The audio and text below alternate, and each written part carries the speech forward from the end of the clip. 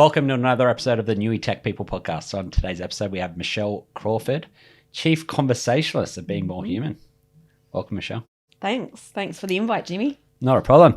You're a little bit of a different background than most of the people we have on the podcast. Most of the people we have on the podcast are definitely more technical, more technology focused. You come at it from a different angle, but work quite closely with a lot of technology leaders. So I'm really interested to sort of get your opinion on what you see in the market and different aspects of that. But for those of our listeners who don't know who you are, give us a bit of an overview. Sure. So I'm Michelle Crawford and I'm the Chief Conversationalist at Being More Human.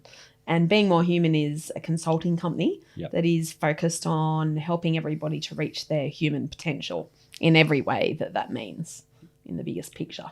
Nice. So you work with a lot of business leaders as people throughout different stages of their career in helping them optimize or achieve more? I spend most of my time working with CEOs and C-suite executive business leaders.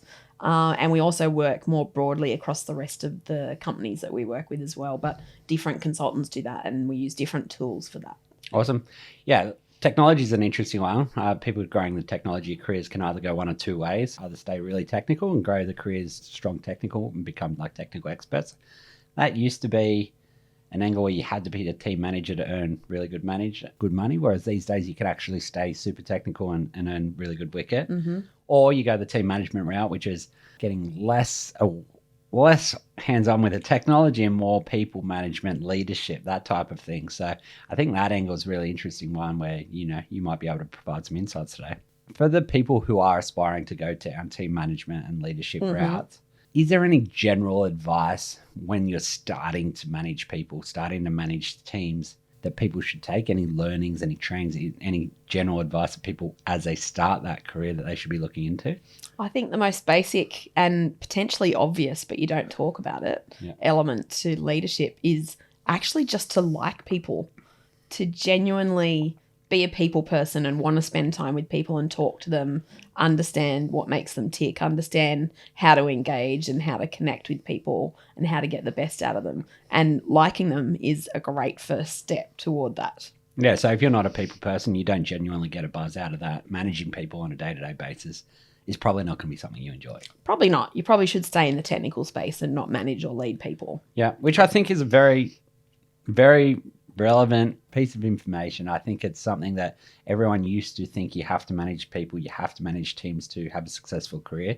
And it's just not the case. And it's not for everyone. It's a particular skill set, just like being technical is a skill set. That's right. And people forget that leadership and management and humans is a technical capability. And what happens all over Australia, and this is just not in the technical area, but even in, law and accounting and a whole bunch of other professions, is you are technically great at what you do. So therefore you get promoted to leadership and management positions. And we're just setting people up to fail because they haven't had the skills, the capability building. They actually don't know how to do it. But suddenly they're in a situation where they do have to do it. And it can be tough. Okay, if somebody's in that situation, they've been promoted into a role straight up, and it might not be their gem, it might not be where they want to be, but they're in a company that no one else is in that role. They don't have budget to bring somebody else in externally. So they've been promoted into that role. If it's not something that comes naturally to you, what are some of the first things that people might be able to do to help grow in that space? I think the first big one is to make sure that you're always having one-on-ones with your team members, to make sure that you carve out some time each week, each month, whatever it might be, to regularly sit down with the people in your team to get to know them, get to understand them, work out what's not working for them. Because ultimately, as their leader and their manager, you should be removing any obstacles from where they are so that they can perform at their best. That should be your job. And you're not going to know what they are unless you really sit down with people regularly. So regular one-on-ones would have to be the first step that you'd take. Nice. I like that. It's a really good starting point. You mentioned that you do work with a lot of C-suite and those upper level management. For the people that excel at that stage, are there some common traits that you see amongst the strongest leaders there? Yeah, the strongest leaders will have a really good strategic thinking capability, and they'll also be very capable of not just tolerating but embracing ambiguity. The higher you go up an organization, this is the irony of it, they say the more control you have, but really the less control you have. You just get a bigger picture of all the things that are going wrong. Yeah. So you have to be able to embrace ambiguity, understand how to navigate it, and not be threatened by that. So they're the top two. Strategic thinking, embracing ambiguity. Are there ways to learn to become better at both of those Yeah, aspects? you can learn to become better at both of those. And just as an indication, like out of all of the senior leaders that I deal with, strategic thinking is not usually the thing that people are great at. It's usually the thing that people are pretty average at. So they need to learn, they need to develop, they need to be open about what that actually looks like, what it means. People at that level have a tendency to be too operational and actually too detailed compared to the real visionary strategy side of things that you need. Especially if you've been promoted, right? Because if you've been promoted into leadership within a company, you know the technical side, and that's a part. The operational, the in the details is what made you good at what you did. And then getting promoted and having to turn those skills away, what got you promoted, and then learn new skills would be quite difficult. Exactly. And you're right outside your comfort zone. So it's human nature to go back to your comfort zone, which is that more operational space. But what ends up happening is, in leadership team meetings and executive meetings, instead of kind of an 80-20 strategy operational split, it ends up the opposite way around with 80% operational and 20% strategic. And that fundamentally affects the direction of the business, your ability to execute strategy, and ultimately how successful you are as a brand. Yeah, nice. That's an interesting space. And it's really interesting, especially in the startup and scale up space in technology, where you get a lot of smaller companies where at the start, especially if you're a founder or a founding team, you have to wear multiple hats. You have to do everything. You have to be the technician and the leader. You have to be the visionary, and you have to be finance. You have to do everything to start with, wearing those multiple hats. But as you grow, specializing those skills and bringing in the right people to complement your skills is quite an interesting space. Yeah, and the more and more, as you grow more and more, you should be very, very good at operating in your genius zone and making sure that everyone else is operating in their genius zones. And that's really what gets you the traction and the leverage to the next level if you're trying to scale.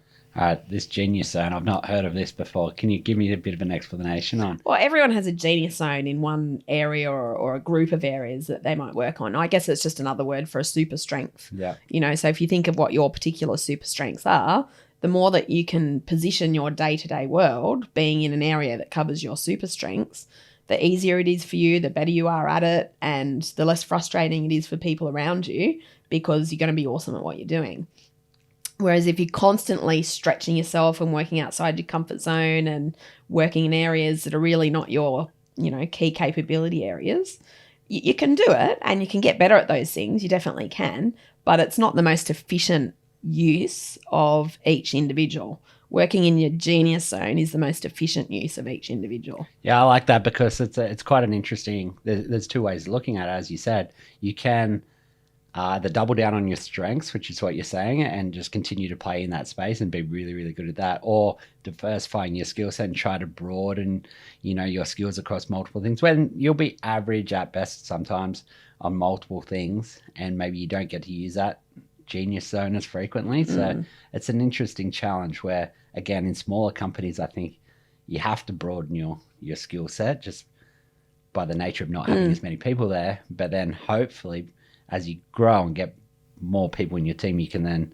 re-specialize or double down on your strengths again. Yeah, that's true. And I think it's often the case that the person that should be scaling a business is not the person that should have started it up. Yeah. They're very different ways of running a business, different skill sets that you need. But usually the person who's the founder or the startup person doesn't actually acknowledge that, and they don't understand that scaling is a whole different kettle of fish. Yeah. And it can cause some problems. Especially in tech. I think it's an interesting conversation. It's coming up a little bit at the moment in the startup space where 10 years ago, if there'd be business founders looking for a technical co-founder. So finding the person with the technical chops was the more difficult part for sure.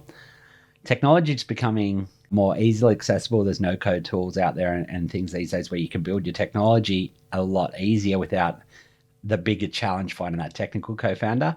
And now the challenge is for technical founders to find that person who's got the business development skills. Business development is a big one, right? It's the ability to sell. It's the ability, you can have a really great piece of software, for example, but how are you actually going to get somebody to pay for this? How are you going to get this in front of somebody's, eyeballs? Yeah, absolutely. And in our case, we had the tech founder who wanted to find the business person, and that's how I got involved in the tech build that we're doing. So it came that direction for us. Interesting space. I'm keen to sort of delve into this a little bit more. So you founded your company as a consultancy, so working as a service-based business, and now you're spinning a tech startup off the side of that. So Exactly. I'd be keen to understand sort of what that journey's been like and where you're at the moment. Yeah, well, I guess in the consulting space, it's a very privileged situation because you go in and out of businesses all the time and you get to quickly see what's not working and what is working. So you can pick up trends, the emergence of kind of key issues across companies. So what we've done is leveraged all of that information, and we're building something called Thrive Stars. And Thrive Stars is a 5-star organisational rating for organisations across Australia.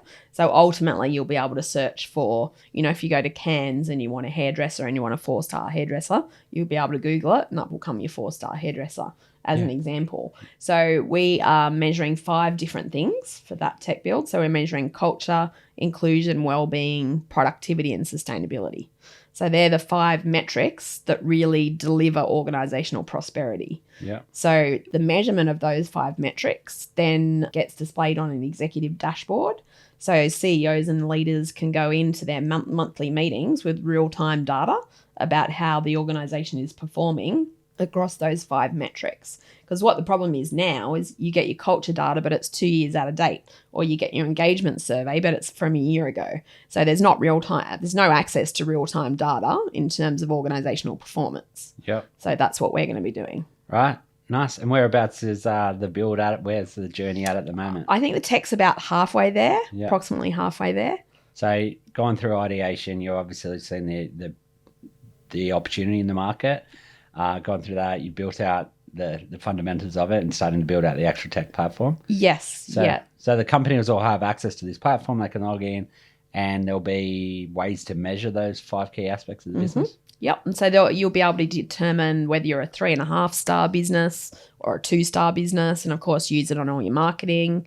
You can use it like you would an employer of choice. So if you go to a new city and you're looking for someone to work for, you would Google who are all the 4-star businesses around, market yourself into those businesses because they already have the alignment across those 5 pillars. Yeah, nice. So really looking to become like a standardized approach where there's a standardized level of recognition that you could go looking for a 4-star and you know what you're going to get, 5-star. Yeah, and the guy who created the 5-star health rating that's on the side of all the food products in supermarkets is on our team. Gotcha. So he's done it before successfully. So we're modelling a lot of what we're doing off similar kind of stuff that they did with a 5-star food rating. Yeah, beautiful. I love a tech build on the back of scratching your own itch or seeing your own problems that you found from a consultancy. So I've worked with a number of startups where they started in the consulting space, they see an opportunity, they build a solution for the problem that they see, as opposed to just building a product without having a very real problem or knowing that you got very real customers there to, Yeah, well, the problem that we're solving is in Australia, the GDP is about $1.5 trillion approximately, and we lose about 550 billion of that every year. So we're losing almost 40% of our GDP because of poor leadership and poor organisational practices. So that's the problem that we're solving, is kissing goodbye 40% of our GDP for reasons that you actually can fix. Yeah, cool. When it comes to, I'm going to just pull this back to my jam in the startup and scale-up space as well, growing technology companies. But we're talking about leadership and potential, loss of GDP for Australia based on poor leadership, poor culture. If I'm a growing technology company, how early do I start thinking about leadership and culture? Before anything else, I would say. You are a certain type of leader and you will have a culture whether you're intentional about it or not. So you might as well become intentional about it from day dot and really start to create the kind of culture that you want to see and that works really well in a business. If you don't know about that space, there's any amount of information and education out there available. So there's no excuse to not know. Is there some way you'd point people as a first point of call? The tools that we use are from a company called Human Synergistics. Yeah. So by far and wide, they're the most reliable and the most sophisticated organizational development tools. So if you're wanting to measure your culture in an organization or measure your leadership style, they're the tools that you use. Yeah, right. So if you're looking to build a technology company, you're obviously writing the code, building the product, understanding the customer, selling to them. You need to do that to get off the ground, but at the same time, you should be starting to think about who are the type of people, what type Absolutely. of And you can get some feedback about your leadership style right in the early days so that when you're starting to build out your team, you can understand what advantages that your leadership style has. And you can also understand what changes you need to make to become a more constructive leader. Yeah, nice. Now, it's an interesting space because I think it is something that's often overlooked, and especially in small businesses, right? There's always fires to be put out. There's always new customers to be sold to. There's always growth. Everyone's looking at growth in the startup space. There's a lot of metrics out there, especially if people are looking for VC money as well and trying to make sure their metrics are lining up. Or they're more appealing to the VC market in trying to help acquire the next round of funding. So it's an interesting space where I think culture and leadership is often overlooked as a high priority to start with. Yeah, and it's ironic because it's culture that sits on top of all of those other metrics. Yeah. The only thing that you can work on that has an effect on all of those metrics simultaneously is culture. Yeah. Nothing else. Yeah, but you don't see that on a pitch deck ever, do you? You don't, no. Which is really interesting because, people are putting out pitch decks and putting out, hey, we're looking for our next round of funding. We've raised X amount of dollars at this valuation. And I don't think leadership and culture, often there's a people page towards the end of a pitch deck which says who their leaders are and maybe what sort of background, but very rarely do you dig into that type of thing, and that can be a true reason for either success or failure as well. Can also be a reflection on investors' lack of understanding around culture as well. Yeah. Yeah, I think that the measuring culture part's difficult, right? Definitely been overlooked, and the measurement of what does good culture look like. Is it just retention rates? Is it happiness scores? What does a good culture look like? Don't confuse culture and happiness. Yeah. Yeah. But it's an interesting space, right? I think, there'd be a lot of confusion in the market as to what does that look like. Yeah, well, again, you started off earlier by saying that people is its own technical area. Yeah. Organizational culture is its own technical area. So that's what my master's is in, is organizational development. Yeah. So that's my expertise really, is culture and leadership. Yeah, nice. Keen to touch back on the leadership angle. One of the questions I ask quite frequently on the podcast is around education for technology professionals in particular, the importance of education, whether it be formal education through university or other avenues to learn. Mm-hmm. From a learning perspective, in those really strong leaders that you've worked with, is there some commonalities between the how they look at education? Is it always a formal education as an MBA? Is it lots of little courses? Is there any commonalities between the strongest leaders that you've worked with? No, I wouldn't say that the method of education has commonalities per se, but I would say that the openness to learn and the willingness to seek out learning and education on leadership is a really important trait for a great leader. There's a lot of leaders that I've coached that are great at doing that, and they seek out podcasts and all sorts of things, articles, books, whatever, and anything that I send them, they just consume. So they're leaders that I call instant adopters because you can instantly influence them with whatever it is that you're sending them. And then there's other leaders who are just not into that stuff and they don't seek that kind of thing out. And probably the only reason they're doing any leadership education is because their organization is paying for it and making them sit through, coaching sessions and leadership development workshops. Yep. But aside from that, they wouldn't self-initiate that learning. Yep. So the leader who is self-initiating is always going to be the better leader. Yep. You mentioned coaching. Obviously, that's the space that you play in. I think it's another important space, and it's a place whether it be formal coaching, whether it be mentorship, whether that's official or unofficial mentors. I think having people that have had a great deal of success often surround themselves with either formal coaching or non-formal. Is there, again, the importance of formal coaching, on the importance of mentorship? Do you have Any thoughts around that? Formal coaching and mentorship are really two quite different things. Yep. So a mentor is more someone who might be senior in the same industry and has taken a pathway that you want to take and would be giving you tips for advice, etc. You wouldn't usually formally engage a mentor. It would be more of an informal type of relationship. Formal coaching is quite different. It's something that usually your organisation pays for on your behalf, or you can seek it out as well. And I think one of the best benefits about coaching is there's two big benefits. One is that you get someone to listen to you and only you talk about you for a whole session every month. Now, unless you go to therapy or something else, you don't get that benefit from anywhere else in your life. So that's one of the big benefits. And then I think the other big benefit from coaching is because we use feedback tools, we can give some really objective insight into who you are as a leader and what's really working and what you can do more of and what's really not working and what you should be doing less of. So you can have some very honest, authentic conversations through a formal coaching relationship. Yeah, cool. No, it's an interesting space again. And I guess a lot of people in their technology careers aren't at that space where I've got a business, got to invest in their actual formal coaching.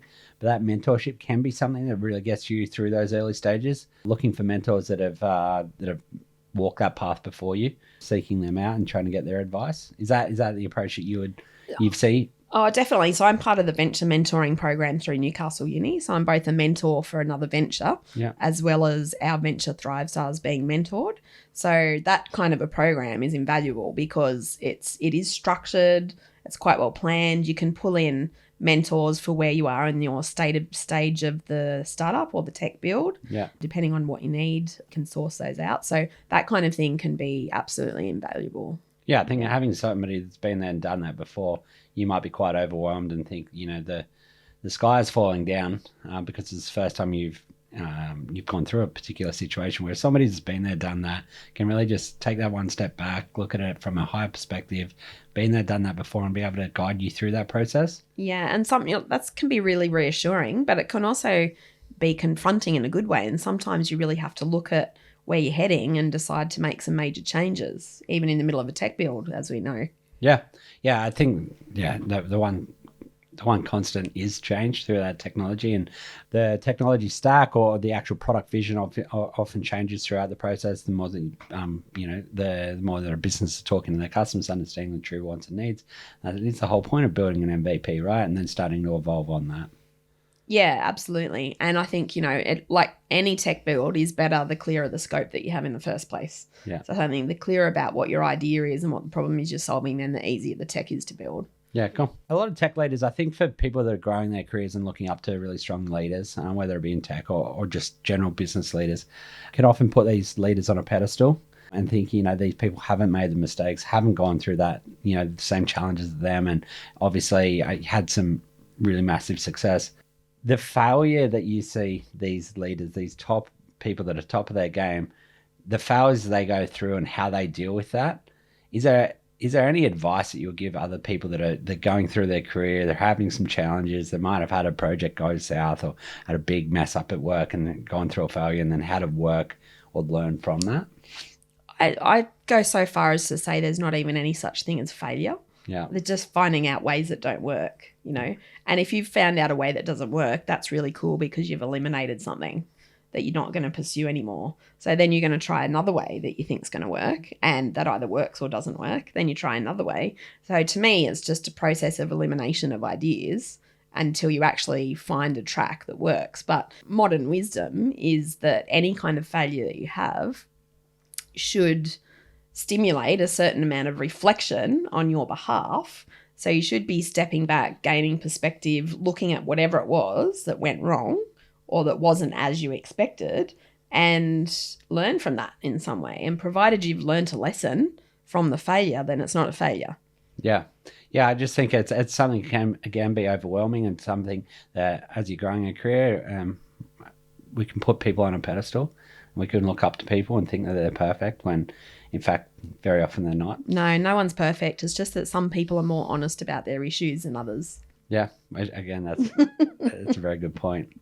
When it comes to the honesty piece there you just made mention, I think another thing, again, for people that are looking to be successful in their career is looking at a work-life balance and looking at, is there such thing as a work-life balance for people that really want to excel in their careers? Can you have a really successful career whilst also maintaining a perfect work-life balance? I'd be keen to get your opinion on both your personal, let's start with your personal journey, and then we'll tap in with some of the leaders you've worked with. But do you think that work-life balance is a thing for somebody that is, you're obviously managing consultancy and a tech startup at the moment? Like, what does that look like for you? What's your opinions on work-life balance? I'm very opinionated about this topic, so I would call it work-life bollocks. Yeah. I've written a blog with the same title before, and I think this constant desire to have balance, because balance technically is 50% of this and 50% of that. Now, I don't know about your life, but my life doesn't work that way, and I don't see it working that way in anyone else's lives either. So I'm much more of the view that you have one life and you've got this whole range of different priorities, and at any point in time, some of those priorities are more important now, less important in 6 months' time, or your family might be more important now. You might have just had a kid, less important in 6 months' time, etc. So I think you just have to navigate those priorities and pay the most attention to the one that actually is the most important at that time. But I don't think it gives you this perfect 50-50 kind of outcome as a result of that. No, I completely agree. I 100% agree. And I look at it I look at three balls. I look at health, family, and then work, as in they're the three that I try to juggle all the time. And I think that the way that you've just mentioned, they're just differing priorities. And I don't feel like I ever do all three of those well. I think I do two or three well most of the time. And, they're just different priorities at different points in time. But I really don't think you can have significant success in your career without being able to invest time into that. There's no cheat code around it. No, I think what it is that's super important for any successful person are your daily habits, because those things that you bring into your life on a daily basis. So every day I'm going to move my body, every day I'm going to hang out with my family, every day I'm going to achieve the top three things, whatever it might be. So you're really bringing those behaviors in on a daily basis, rather than just thinking that you might look at them once a month or that they're not important at all. So it's really the daily habits and the discipline of that gives you the freedom. All right. Let's dig into the habits part. I'm going to come back to work-life balance in a second. James Clear wrote, world famous book now, Atomic Habits. I imagine it's a favorite of yours. It is, yeah. For people, obviously, first recommendation, somebody pick up that book or give it a listen on Audible. It's well famous for a reason, super popular for a reason. He talks about actionable steps. But if you were to give somebody that hasn't read that book, or based on both that book and your own personal experiences, any advice on starting to build those habits? I think the health and well-being habit is the one that facilitates everything else. So it has to go to the top. In my life, it has to go to the top. If I don't move every day, I feel it. If I don't move every day, I'm grumpy, so I'm not a great partner or a great mum.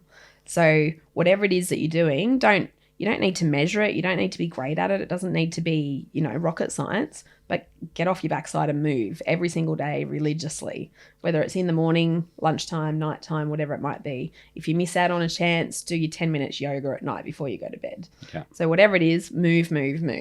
So prioritizing health. Yeah, it's hard to be really good at work if your health's not in a good space. Mm-hmm. Secondly, part you just mentioned go to bed. There was definitely a movement in the tech scene, and I think in definitely the startup scene, of the hustle culture in years gone by, and lack of importance placed on sleep. Mm-hmm. Do you just put sleep in that health bucket for you? Sleep is the single most important thing in my life. Yeah. It's the highest priority out of everything else. Yeah. If sleep doesn't work well, I don't work well. Yeah. And it's not pretty. And I've learnt that over the years, so it is absolutely my top priority. I won't negotiate my sleep for anybody. Yeah, cool. So if I'm hearing it right, prioritize sleep and then look to build some habits, starting with health, and then build on top of that. Absolutely, yeah. And as far as the hustle culture goes, like one of the ways we measure mindset across executives is there's 5 different types of mindsets, but the 2 are driver and thriver mindset. So the driver mindset is the mindset that really drives the hustle and the forcing and the outcomes and achieving the results. The thriver mindset is the one where you're moving through life with ease and grace, and you're still getting all of those great results, even more, but it's easy. it's easy to get them because you're not hustling. So I would not subscribe to the whole hustle mentality at all, even though there are times when you're building a business that require you to focus in that kind of a way. Yep. It's not great, and you shouldn't even be attempting to sustain it. Yeah. I don't think it's sustainable, but I think it's necessary, in my opinion. Like, I think about the successes I've had, and all of them have come on the back of hard work. And I think to get to the thriving part where things are coming easier, I don't think that's given. Very rarely have I seen anyone have success where it's like things come easy from day one. Mm-hmm. They've normally done the work and really put in the hours or put in the groundwork to get to a stage where then either they've got the team in place or they've got systems and processes in place to become more efficient, and then they can thrive on the back of that. But I find it hard to get to that thriving as somebody having genuine success that hasn't had to put in that groundwork at some point in time. Yeah, well, I mean, if you look at it from a mindset point of view, it's the most evolved mindset that you can have. Yeah. So that's not going to come easily or quickly or overnight. No. And it won't come to more than 95% of Australians ever. Yeah. You know, so it is not the thing that's easy to attain, but it's the thing that we all want to be moving toward. Yeah, cool.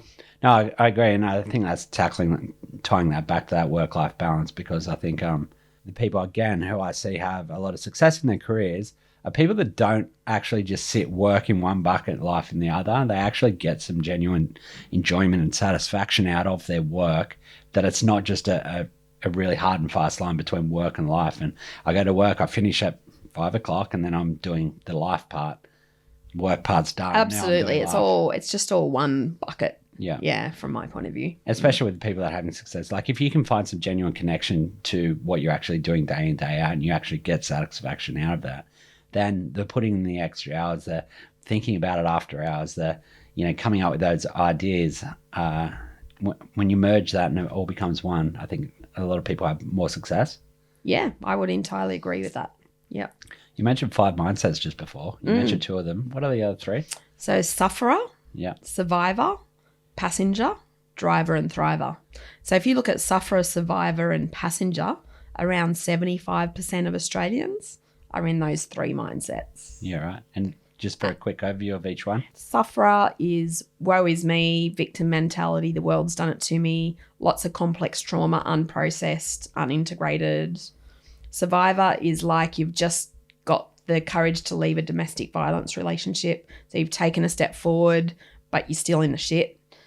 Passenger is you rock up every day, you do the bare minimum, and you go home again, because all you're there for is to pay your bills and no other reason.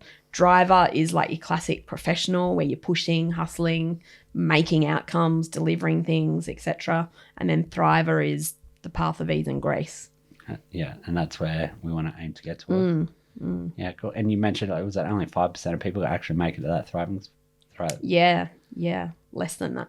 Yeah, well, if you go back to those people that are the thrivers, the people that are most successful leaders that you've worked with, from a personality trait perspective, are there any other things that you really see as commonalities that people could be or should be working on? I think the thing that I've seen in common with really exceptional leaders is their desire to build their potential in a very holistic way.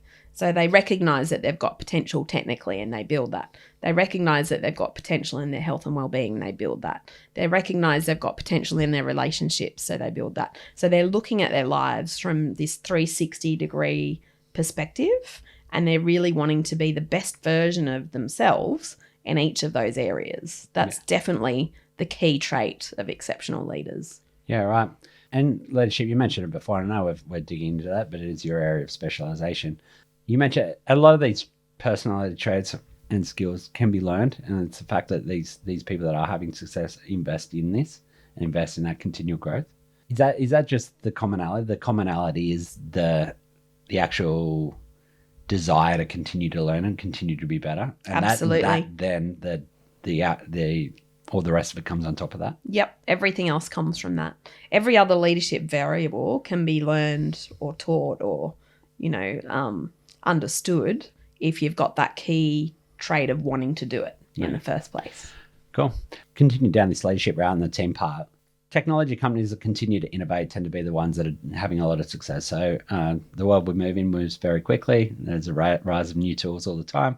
current trends in and around that AI space. I think last year it was blockchain and NFTs. This year it's AI, and it'll continue to evolve, obviously. But for leaders that are trying to create a culture of innovation, for a company that continues to innovate, that encourages that within their team, are there common traits? Are there things that leaders should be looking to do to embrace that innovation and foster that culture? Yeah, absolutely. So Google did a really interesting project. I'm not sure if you've heard of it, Project Aristotle, and it was a few years ago now. And they looked at the top traits of their high-performing teams, and they came up with 5 top traits. But the one that's at the top is the one that's most relevant to your question you've just asked, and that is, how do we create psychological safety in the team? So if you have psychological safety in the team, then the person who has the weird, wacky idea feels completely safe to air their weird, wacky idea. And it turns out that could be the next $1 million idea. But if they didn't feel safe in that environment to actually open up and air that idea, well, then there's $1 million revenue that you don't have. So your ability as a leader to create a psychologically safe space where people feel like they're not threatened and they can literally say what they need to say, and you'll still be all friends afterwards and go for a beer together. That's the single most important thing of a high-performing team. Yeah, right. No, I've heard similar things before as well. How do you go about creating that culture of psychological safety? I think the biggest thing is to get to know people in your team as well as you possibly can. Like circling back to what we said earlier in the podcast, is about really having those one-on-ones with people, understanding what their life is about, what's difficult for them, what's working for them, what opportunities they want. The more you understand your team, the better placed you are as a leader to be able to provide those connections and opportunities. Yeah, cool. Nice. You're obviously managing a consultancy company yourself, whilst consulting yourself, whilst also mentoring through the mentorship program, whilst also being mentored and growing a startup. How do you manage this from a day-to-day perspective? Is there, you mentioned habits before, is there a lot of habits together? Is there any productivity tools that you use or that you subscribe to? I'm really interested to sort of understand how you manage this, because I think that's one of the keys for people being successful, is managing multiple priorities. So I'm religious about my daily habits, so I don't negotiate those for anyone. What do they look like? So my daily habits are some kind of movement every day, meditation every day, mindset work, whether it's listening to a podcast or reading a book or whatever, and some kind of sales activity every day. So they're my things that I do every single day. And then from there, I don't believe in a to-do list. I don't ever use a to-do list. If there's something that I need to achieve, it goes straight into my calendar with a time slot allocated to it. If I need to change it, I'll shift it out and change it to another day. Yep. But what I found is I used to use a to-do list, and it was really inefficient, because all it did is made me feel bad at the end of the day when I hadn't got everything done on the list. Yep. So now I make sure everything has its own time slot, and it's 1,000 times better to do it that way. Beautiful. You mentioned sales just before. I think it's no different for a consultancy company, a tech company, a startup, a scale-up, any business that's trying to get off the ground and grow. You weren't a salesperson. You came from more of the HR background, and now obviously, is it sales a learned skill? Is it something you just reps in the bank and you've got better and better at? How have you prioritized and grown your skills in around sales? I was really crap at sales when I first started, and I had to just practice. So part of it's been practice, but also I've been very, very clear about the kind of salesperson that I want to be. So I'm a real low-key salesperson, and it'll just be chatting and building relationships, and someone says they need something and I go, okay, great, we've got that. How about it? Yeah. And so I just let things sell themselves very naturally in a relationship-based sales kind of mentality. What I never wanted to be is like a used car salesman or a person that follows up 100 times every month, or that's not my style at all. Yeah. And in my experience, it's not what people want or what they're looking for. They want people to partner with them, to be there if they need the right advice, if they need the right offering that you might have at that time. Yeah. They don't need to be annoyed by you. No, agreed.